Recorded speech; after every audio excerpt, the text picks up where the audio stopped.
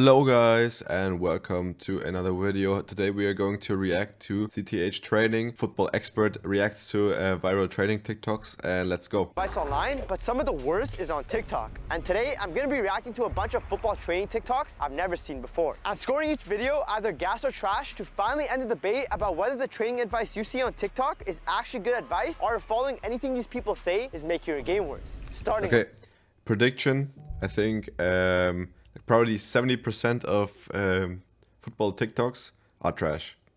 Just the 30% are good, 70% are basically trash. Yeah. Bro, stop. Like right away I see the ankle weight text and it makes me think like these guys saw a video of someone saying that, oh, Ronaldo trained with ankle weights. Immediately they think it's gonna make them or help them get the same type of footwork Ronaldo has. Let's see what it says. Just doing a bunch of footwork exercises, okay? I think the drills are very helpful, but should you be training with ankle weights? That's the real question. Trust me, I've trained with ankle weights in the past. You just gotta be careful because when you have ankle weights, you're adding extra weight to your feet, and that can ruin your balance and mess up with your technique because that's not natural. How I like to explain is that you're doing 3 sessions in one because you're applying so much more force onto the body. So you gotta be super careful because that can lead to serious injuries. That advice right there is not good. That is trash. I wouldn't do it because of the injuries, because I have an injury right now, and I tell you guys, it sucks. I have to wait now 4 weeks to get back into the game, so yeah, I wouldn't do that. Or this count to finally put an end to the debate if TikTok is actually worth your time as a footballer or if it's making you trash. But first, let's see what this next video is saying. All you need is 15 to 20 minutes to become a better. Why are they training for 15 to 20 minutes? Real question. For me, like usually my sessions are around 45 to an hour long, just because I think 15 to 20 minutes is not enough time to work on specific aspects of the game that I'd like to work on with a good amount of reps. Because there's no point in just going to the field, doing like 3 to 4 reps or like 1 or 2 sets of an exercise and then advancing. So let's see what they're saying. Footballer. Yeah, I think you can't get satisfying results if you're doing only like 15 or 20 minutes of work. You gotta do at least 45 minutes just to get into the flow state, and yeah, it takes some time. I mean, 15-20 minutes, that's just a warm-up. Yeah. 3x a week, 45 sec. 3 times a week, okay. 45 seconds, see, that isn't enough time. In my opinion, that isn't enough time. You need to train for longer. Let's just see what they have to say. Don't forget to warm up. Good, they're warming up, dynamic. Lock in. Lock in, love that. Looks clean. They're doing it with speed as well. This is fire. Is that how you spell croqueta?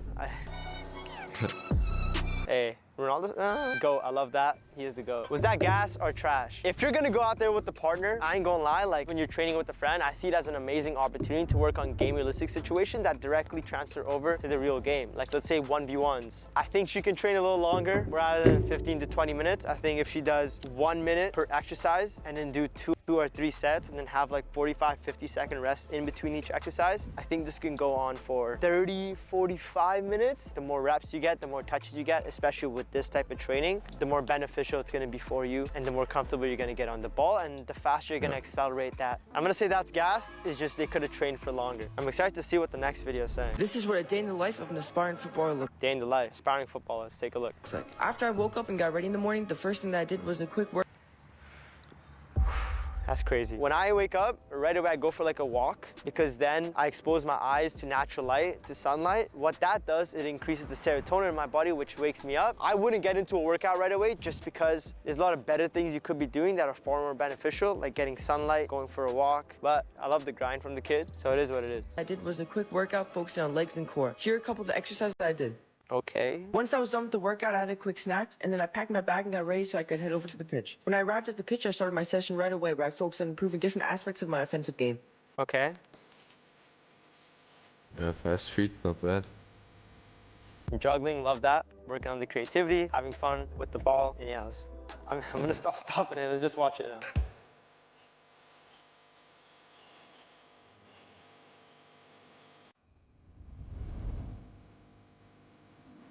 One v ones, love that. Bro's cooking. After about 2 hours, Yeah, I think you can see in this video that this guy is pretty good. He just does basic stuff. He just passes the wall, takes a touch, passes. Then 1v1, fast feet. He does a 1v1 fast. Doesn't do any kind of fancy trick. It's just about beating the defender, not doing fancy tricks. And I would say this guy is gas. So yeah. With my session, and then when I 2 hours is crazy. arrived back Yeah, home, okay, I took 2 my hours dog on a is quick a walk little bit before too long. relaxing a bit by watching some Champions League highlights. Not long after, it was time for me to leave again, but this time to meet up with my friends to play some basketball. Okay, 2 hours to individually training. I know it's a little too much because what are you doing for 2 hours? For me, when I train, trying to train for 2 hours, that long of a time horizon, keeping the standards and the quality. Yeah, you just have to see it like that. The intensity is very high in individual training. You are getting lots of touches. You're running a lot of the time, and you're not taking probably not a lot of breaks. And if you do it like that, 45 minutes to an hour is actually perfect. And for 2 hours, you can't hold an intensity, and it's just low quality training. Quality of the session very high is extremely hard to do because after an hour and a half, that's when your energy starts to dip, and that's when it becomes hard to keep that standard up where it needs to be. But just focusing more on quality, because then the more intentional you are with the exercises, the more you focus on each individual rep, the more you're gonna get out of the session. By the time I got back home, it was already pretty late, so I just ate some dinner and then did some stretching before going to bed. Stretching before bed, perfect. Trying to get the most out of your day. The individual stuff was perfect. I think you could have just trained less. And again, too long. Just these one day in the life things. Probably his day is, so every day in his life is not the same like that. That was an ideal day in the life. Just imagine having an injury. Just imagine having school and something like that. He didn't include that. And school, work, whatever, and you can't have like this ideal stuff that's just social media stuff here.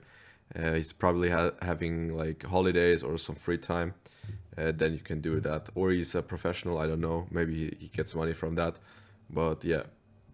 Quality starts to dip. So I would say if you can play pickup that day, train for an hour, kind of restore your energy and do it very early in the morning, and then play pickup in the evening or late in the afternoon is far more beneficial than trying to work out in the morning and then 2 hours individual training and then going to play basketball. And the workout, if you're gonna have a workout, I would do it later on in the day rather than it being the first thing in the morning. The first thing in the morning, I would train football because that's when I feel the best. That's when I'm most energized, and you want to put all your energy towards football training, and then later on in the day you have your weight training. No hate to the guy, love the guy, but I would say low-key trash because you could have just been a lot more intentional with the day. Yeah. There's a lot more opportunity to maximize your day if you're looking at it from just a purely how do I get better perspective in football. Remember, at the end I'm revealing the scores, and I would say it's still gas because he's doing something, and that's probably the thing that's the most important.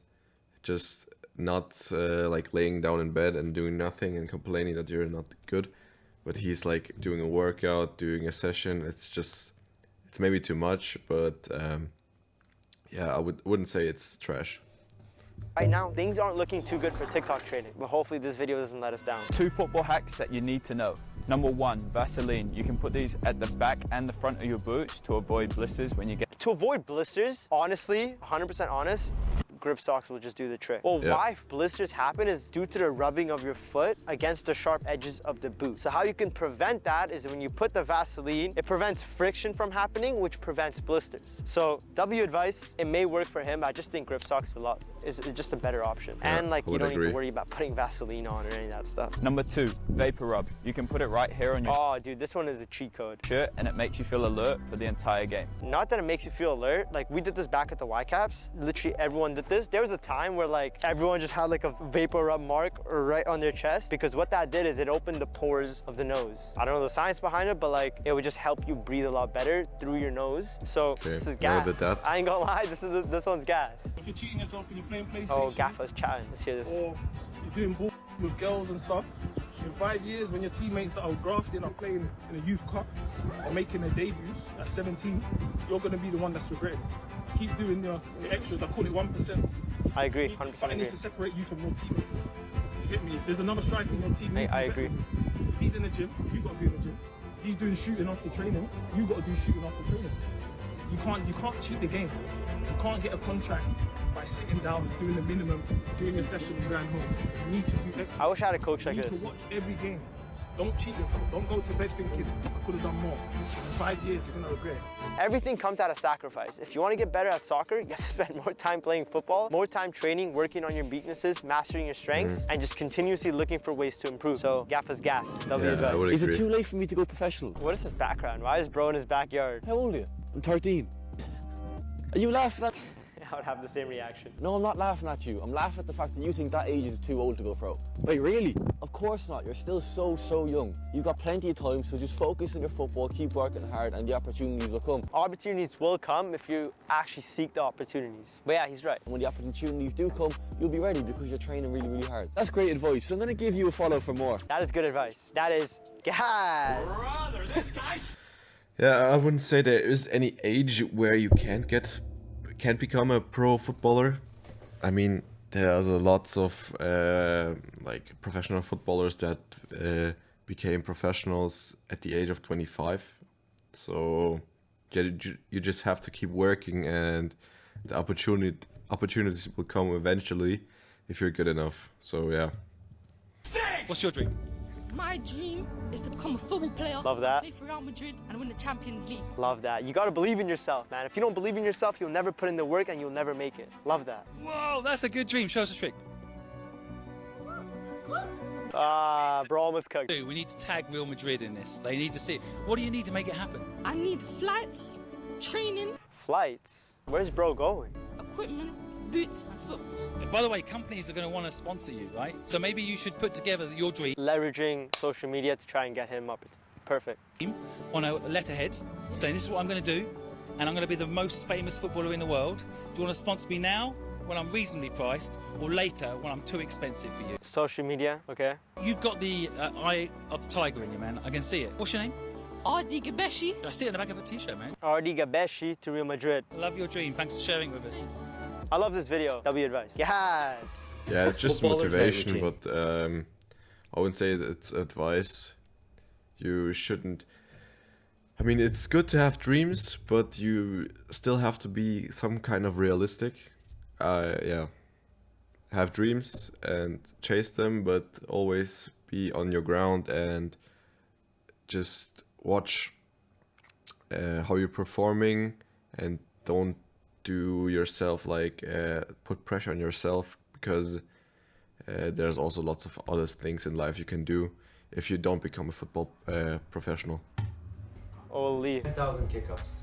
10,000 kickups. Bro, what? This has to be a joke. I'm just kidding. I start Okay, dude, I was about to say. off with foam rolling. Whatever muscles feel tight, roll them out. It's gonna help with recovery. Next, we got Perfect. Rolling out right before bed. Amazing advice. stretching. Don't do too much. Just a bit to keep the Yeah, big thing to notice there. Don't do too much with the static stretching, because you don't want to overstretch a muscle, because then that weakens it and you could potentially Actually, there was a study on static stretching and dynamic stretching, and you always prefer dynamic stretching, even after you have done your training or something like that. Always do dynamic stretching, because it reduces like muscle soreness, and you want to have like a well-recovered body, and it just stops recovery if you do too much static stretching. Yeah.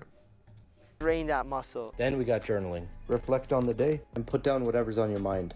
Sometimes I'll do some reading. And then we got some visualization. Finally, think of 3 things you're grateful for. And this can be anything. The beautiful pillow, having clean drinking water. And for me tonight, the last thing is gonna be having you here, an amazing community that loves football and is so supportive. All right, let's go to sleep. Love Sohail Var. He's a G from Canada too. So is it gas or trash? I think it's teetering on both. I ain't gonna lie. The advice is gas, but would I do it? Honestly, no. So Nope. Gas. Yeah, gas. Remember, at the end, I'm reviewing these scores, and things right now are actually looking pretty good for TikTok. I don't know how, but they're low-key clutching up. Ranking positions in football Positions hardest to easiest. from Yeah. most difficult. This guy is probably one of the best advice givers on TikTok, because he does motivational and he gives like advice no one other gives specifically, and he just thinks outside the box. I would listen to this guy. to least difficult. And don't get mad at me if I say that your position is the easiest. Yeah, I mean, this video is probably will be trash because he's ranking something, but his mental advice is pretty valuable. These aren't my opinions. These are facts. Let's get into it. The most difficult position in football, by far, goalkeeper. Bro, there's no way goalkeeper is the hardest. When you're an outfield player, especially if you're playing at a professional level, when I was at the Whitecaps, the goalkeepers literally had the least responsibilities. By that, I mean they didn't have to watch film to understand how shapes and the movement on and off ball movements work, where you need to be at certain times, when to track. I would say probably center mid is the hardest position, or defender, like in the center defender. Back. It's physically less demanding, there's less nuances, so you don't have to worry about positioning 24/7. You're not always on your toes having to move a certain way, and there's a lot less competition. I can see why he's saying it from like a general perspective. It's like, oh, you're alone, you're gonna have to save the goals and stuff, and like, okay, we get that. And yeah, let's hear what he has to say. How does he back this up? The mental stress of playing in goal, combined with the fact that none of your teammates really understand your role and how difficult it is, which can make you feel very alone. The fact that one mistake is almost always costly, these things make goalkeeper the most difficult position, at least mentally. And the mental side of the game is more difficult than any other. Number 2, center mid. Okay. And number 3, defense. I agree. I think center mid's the hardest position. That should be number 1. Mid. Now, these are hard for the same reason. I'll say center mid is a little bit harder because you need to make more decisions balancing going forward and getting back. Number 4, center back. Similar to goalkeeper, mistakes can be very costly, and you have to be really brave and smart to be a good center back. Number 5, striker. There is actually a lot of pressure on forwards. People expect you to score in every game. I would say striker is probably the easiest thing to be, because you don't have the pressure that you... so if you make a mistake, you don't have the pressure that your team will lose because of that. You're just focusing on making goals, and if you don't score the goal, it's far more likely. So if the... What was I supposed to say? Just for example, if a center mid does the mistake, it's far more worse for the team if just a striker just doesn't score the goal. I mean, he can have more chances, and as center, what was it? Center mid, not center back. You can't have more chances. If you lose a ball once and you get scored on, you mentally it's way harder than a striker.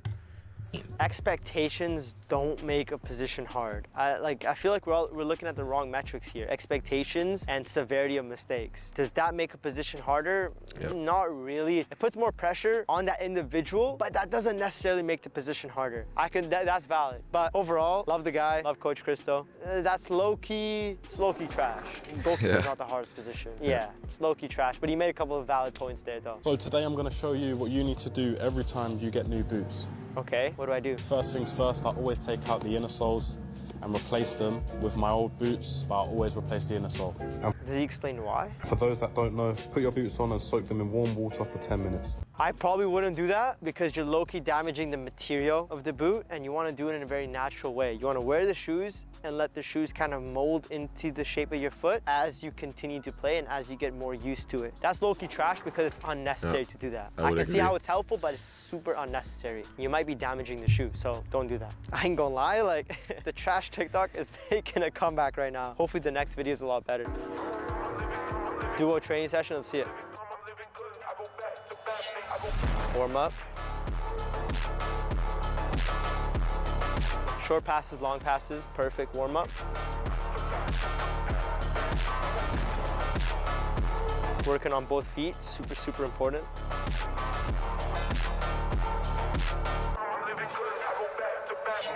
Okay.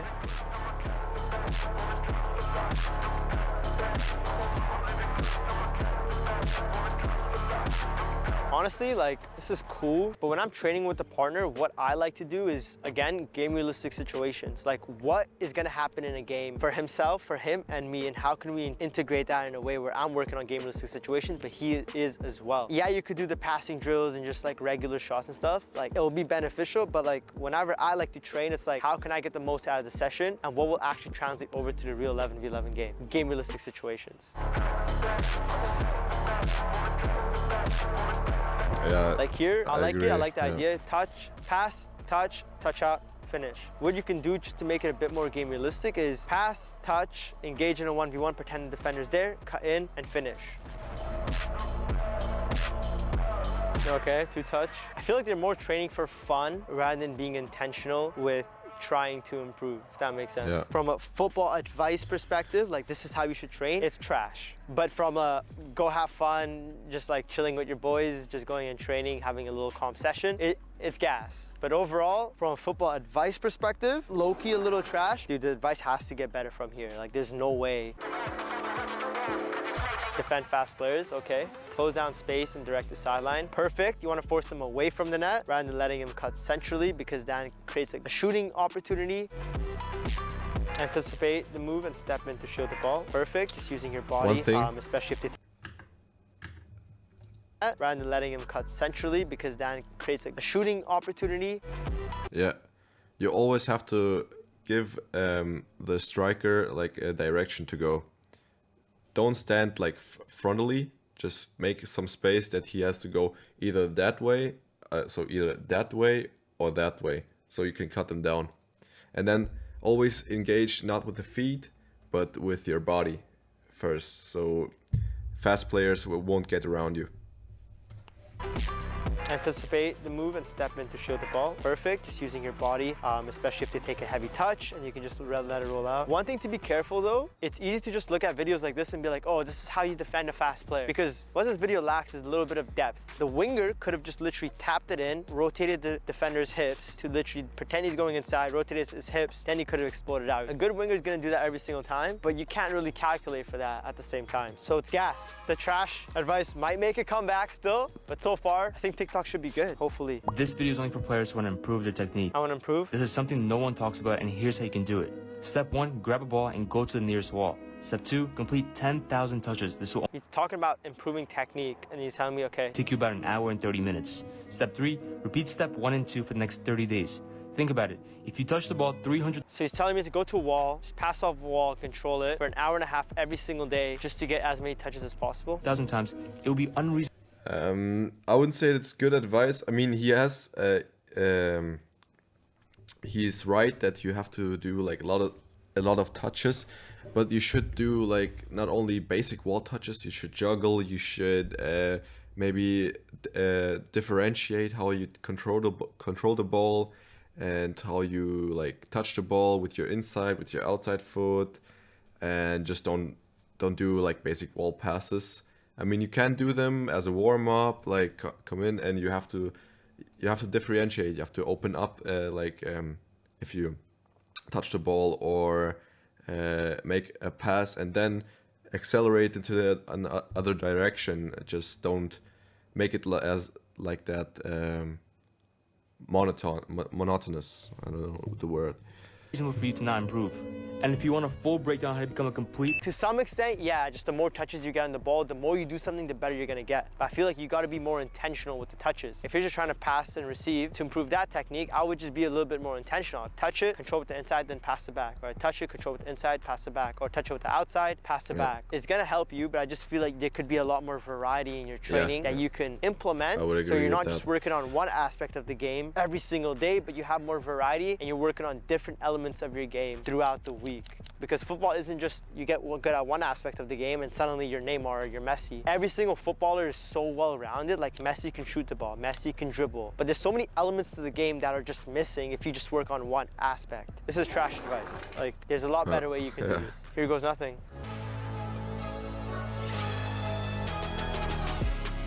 Okay, yeah.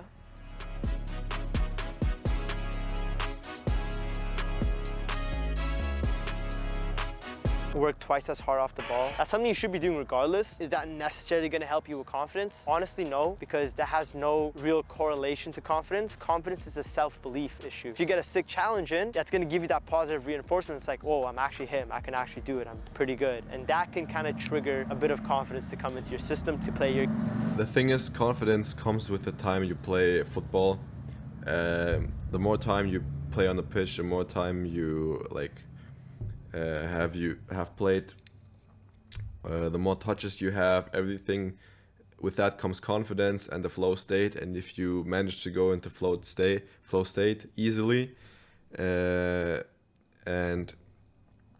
then you will be having confidence, and otherwise you can't regain confidence. You just have to play more and more, learn from your mistakes, make decisions. If the decision was wrong, do another decision, try. It's like a process. You can't regain confidence in just one match or two matches. It takes time.